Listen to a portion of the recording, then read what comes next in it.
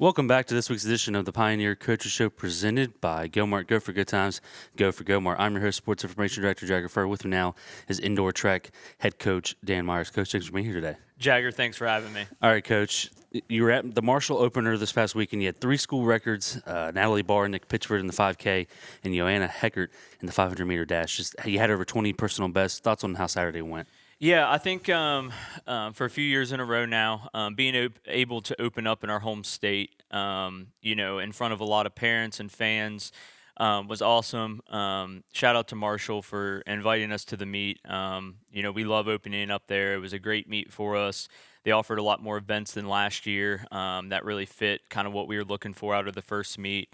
But yeah, just going through the school records, Johanna, she, we haven't had a whole lot of girls run the 500-meter dash historically, but very good run for her, and not an easy event when your event coach reaches out and says, hey, you want to run the 500? And she stepped up to do it, and I think that was huge. Going through the 5Ks, Natalie, her best before this was 17:59 outdoors to run 17:33.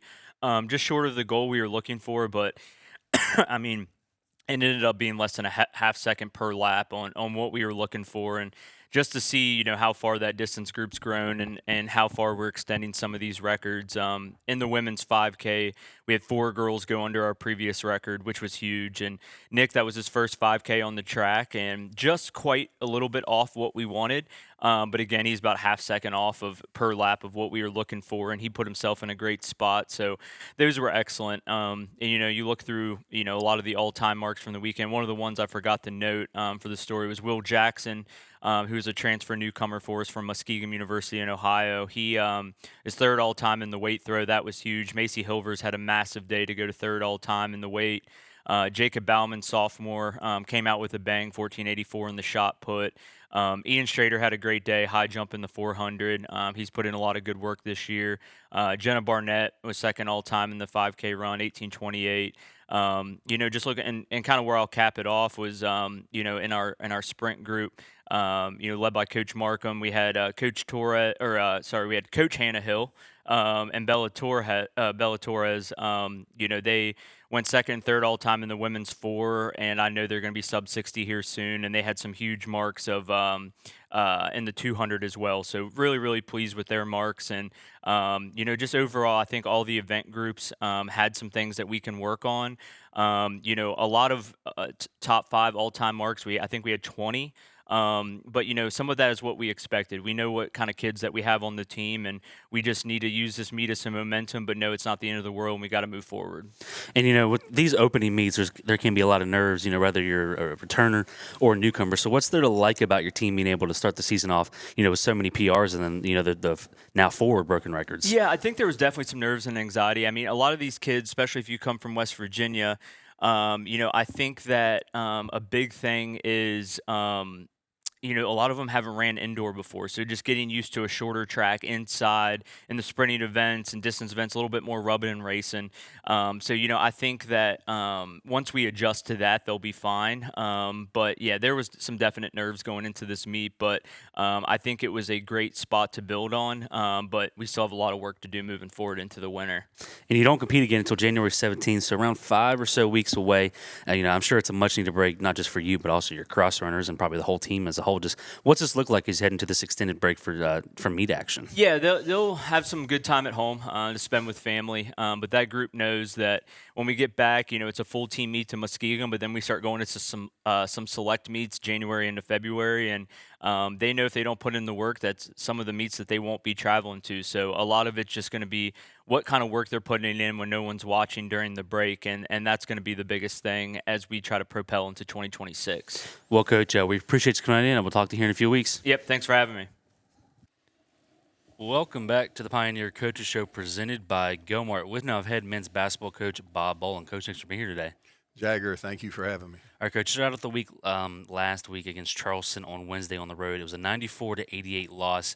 Some early season injuries kind of diminishing the rotation. You only played 7 guys. You got 27 points out of Jalen Knott. You had 5 total in double figures, but UC got hot there at the end to capture the victory. Just your thoughts on Wednesday's defeat. Yeah, it was just a really hard-fought game. Both teams played at a high level offensively. Uh, you know, one possession game, with 2 minutes to go in the game. So it was just a tough, hard-fought game. I think they're really good. They're the leading three-point shooting team in our conference, and yeah, it was a hard-fought game.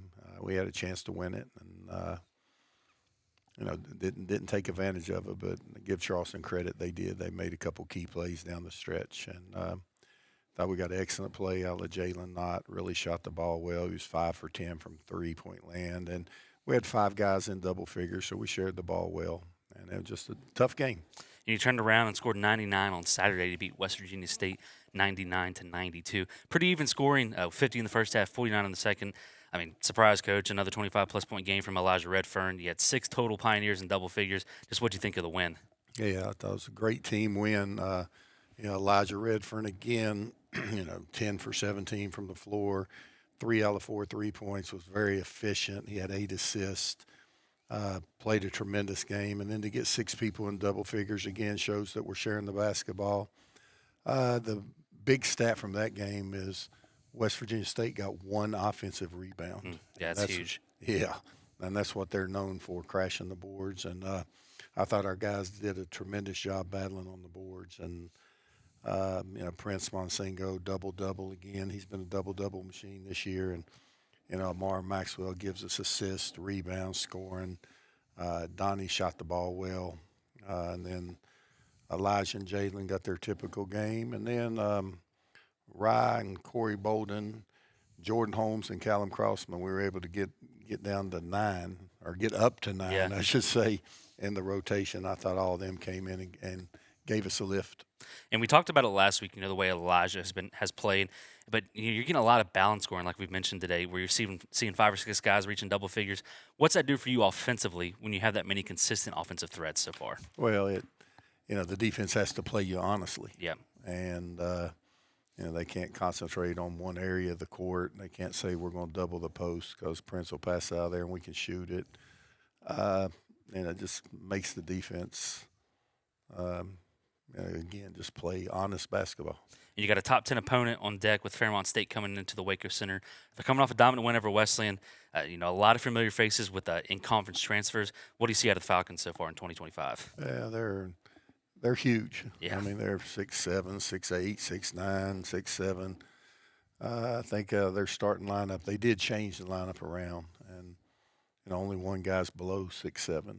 And they're a big team. They shoot the ball extremely well. But Glenville's got a pretty good basketball team too, and we're excited about the challenge, playing a team in the top 10 in the country.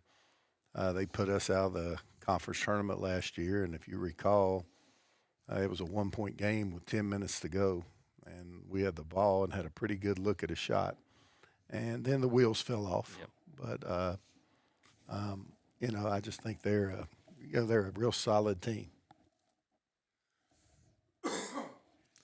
And you'll finish the week out with Frostburg State on the road on Saturday at 4 p.m. But, Coach, we appreciate you coming in, and good luck this week. Okay, thank you, Jagger.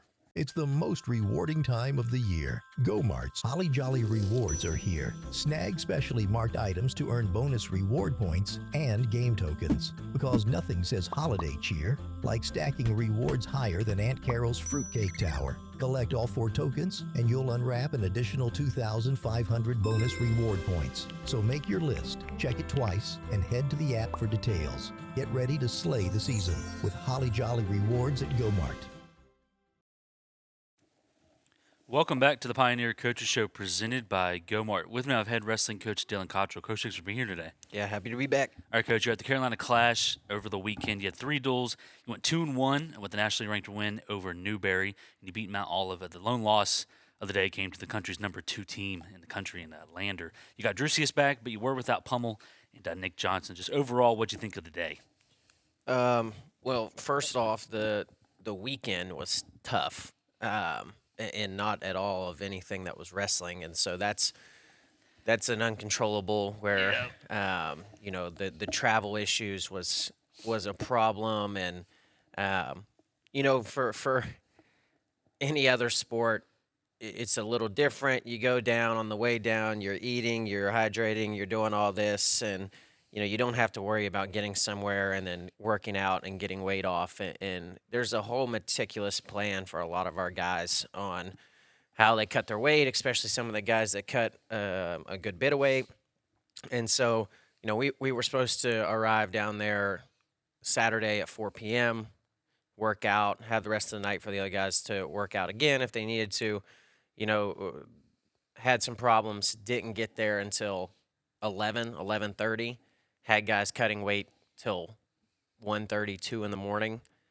That's not ideal in any circumstances, especially when you have to wake up at 5:30 to weigh in at 7. And so a little bit of adversity for sure. I think overall it worked out and was really good for our guys. We have, this weekend we had 3 true freshmen starting. And some older guys that haven't really experienced maybe that much adversity either. And so, me and Coach Bassford were talking once we finally got to the hotel and kind of got laid down and said, this is a good chance to see what this team's kind of made of here, right? Tomorrow morning, are we going to wake up to a bunch of complaining and, this isn't going to go right, and Coach, I don't feel good here, and I don't, or are you going to wake up to a team that is pretty much, it is what it is, let's go put our best foot forward. And I think it was a lot more on that side. I think the Newberry duel, we actually wrestled the best collectively that we've wrestled the whole season. So we wrestled Mount Olive first, had a little bit of a break, and then we had to go Newberry-Lander back-to-back. Lander wrestled well. We wrestled okay in that one. I think the day before and that day caught up to him a little bit in the Lander match. We wrestled lights out against Newberry and looked a little bit different. Energy levels looked a little different. And I think, they pretty much all those matches, they were close 7-minute matches, and we were wrestling really hard. I think a lot of guys blew kind of early in that one, and just didn't have what they're going to have, say when they're peaked. And so I think some of those matches you're going to get a lot closer.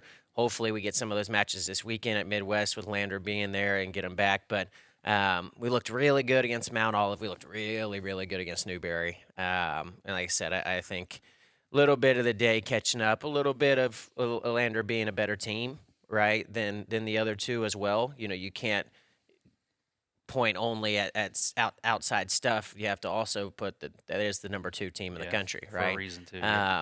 They're a good team. They've brought home a team trophy the last 3 years. They're extremely well coached with RC down there. Logan and Zeth, those guys do a great job of having their guys ready, and they have a great home atmosphere there too. That I think was good for our guys to kind of experience. And so, a lot of adversity, but I think it was good for our guys overall, because national tournament, Midwest this weekend, you make day 2, you're going to be cutting weight tonight. Yeah. We won't get done with Midwest probably till 10 o'clock at night, and then you spend a whole day and you got to make weight again 2 days in a row. They're going to be up, right? We've had guys, I'm not kidding, we've had guys that had to cut weight the whole night at Midwest, and go to bed for an hour, wake up, work out for an hour and a half, go to bed for 30 minutes, wake up, for an hour and a half, right? And then go over there, try to catch naps during the day just to get your body. I mean, it's brutal sometimes for kind of the guys that are weight bullies. And so, I think good adversity, because it is what it is. You got to deal with it. That's life. It's not always going to be perfect and cookie cutter. But overall, I was pretty happy with the way we wrestled. Like I said, the Newberry duel, really, we were firing on all cylinders. We lost 2 matches. One of them we forfeited. And so to really blank a team, go 8-1 in the matches, that's as good as the Newberry team. The Newberry team wrestled Lander really, really well. Gave them everything. Actually, they probably wrestled Lander better than we did. Yeah. But you have to also, short-term perspective, look at the duel in a different light too. The Lander duel was 18-10,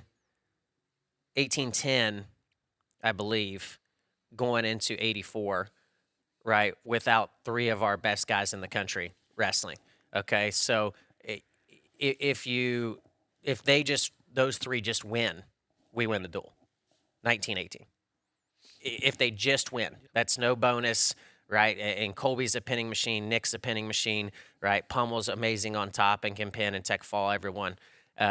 So, also with looking at it with that, you gotta think a little bit. For me, it's national tournament time, right? When we're healthy, is that a team that we can get ahead of on the podium? Absolutely, if we wrestle well, right? I think we got a really good team when we're healthy. Just got to get there, right, for that time of year. But like I said, with all that being said, nothing against any of these teams because, man, UMO's pretty solid. They got some guys out right now like us, but Newberry, I think Newberry, that's the best Newberry team I've seen in a couple years, right? A couple years. And the Lander team, like I said, well coached, always a bunch of studs and hard workers on their team.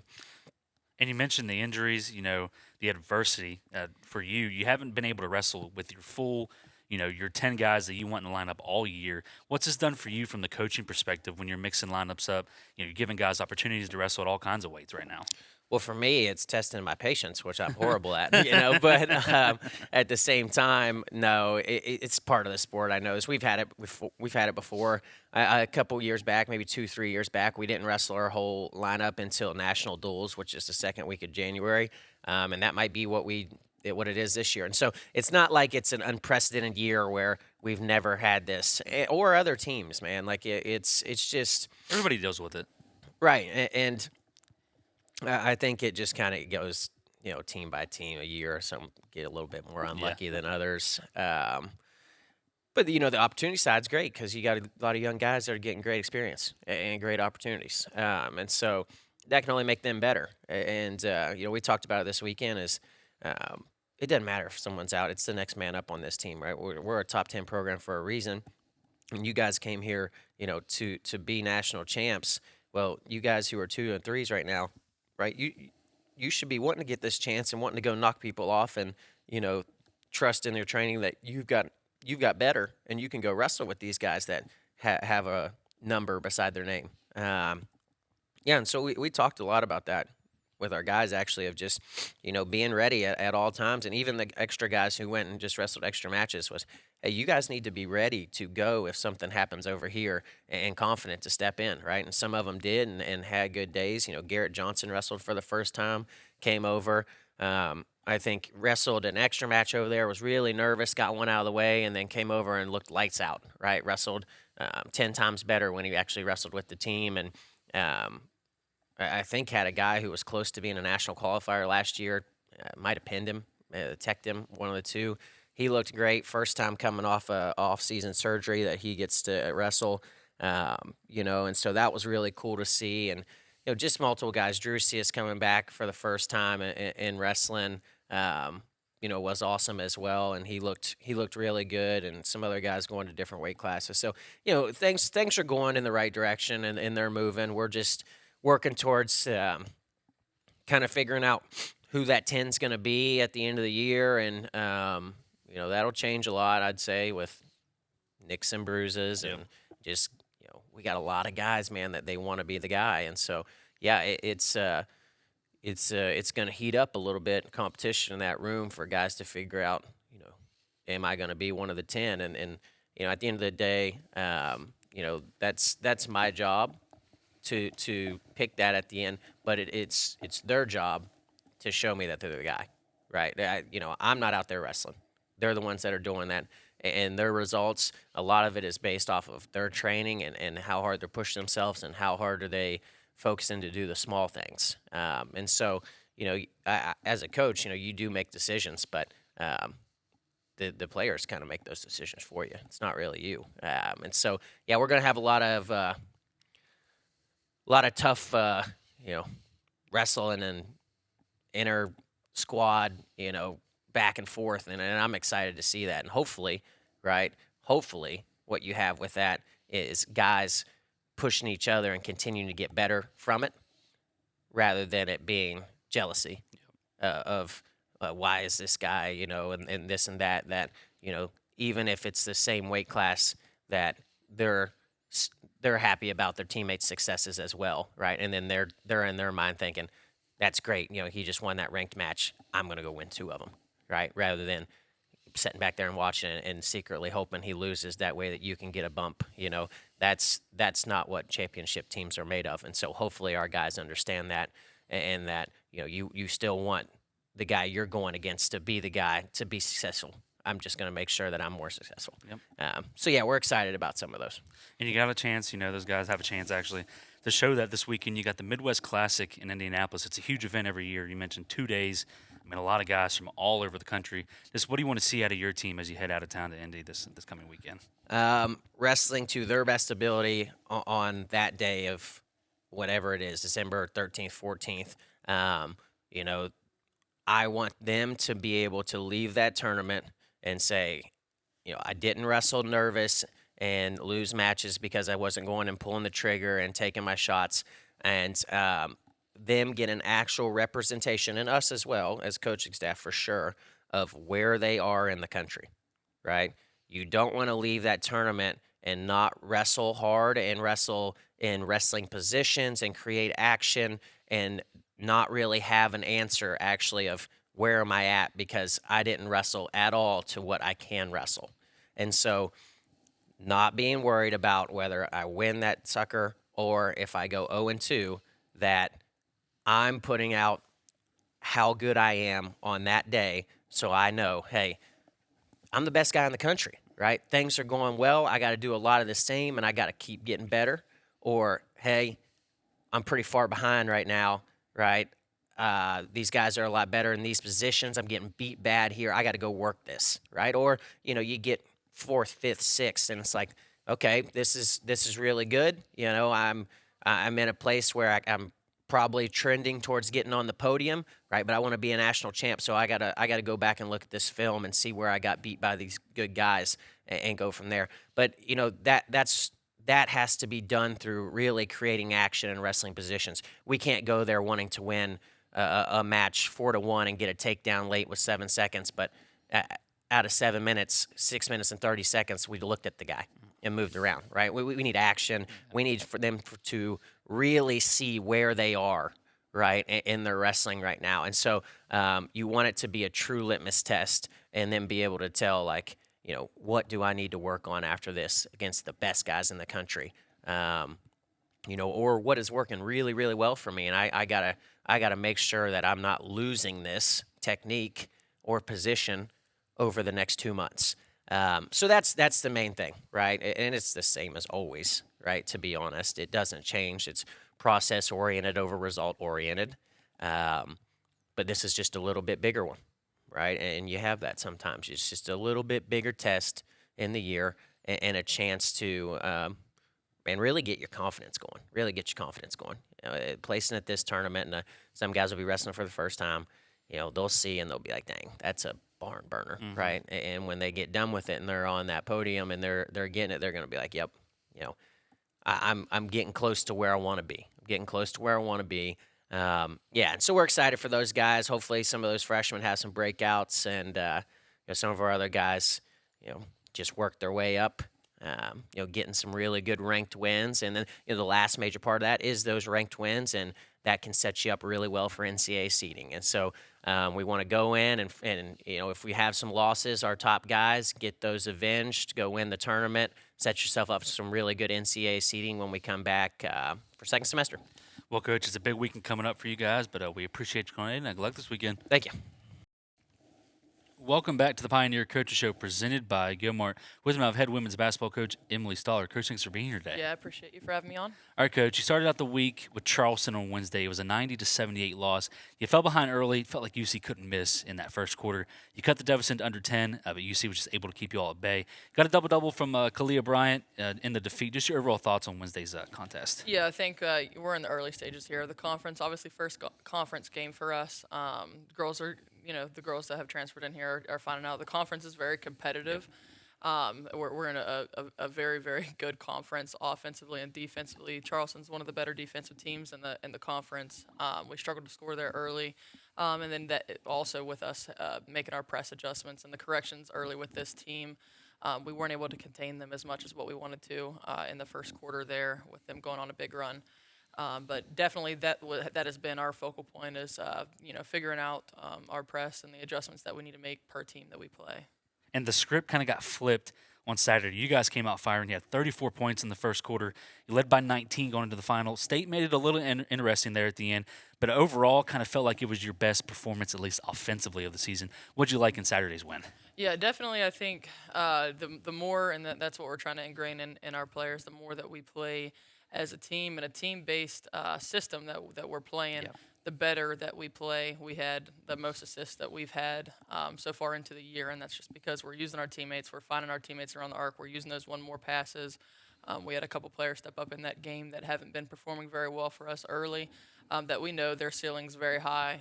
The potential of this team is very, very high, and when we play together as a team, I think this team's going to see a lot of success in that. And you got top 15 team in the country in Fairmont State coming inside the Waker Center tomorrow evening. It's a big early season game. They're coming off a big win over Western New Wesleyan, who was second in the preseason poll. Just what do you see out of the Falcons so far? Yes, obviously they're top team in the conference, preseason ranked number 1, 7-1. They're undefeated in the conference so far this year.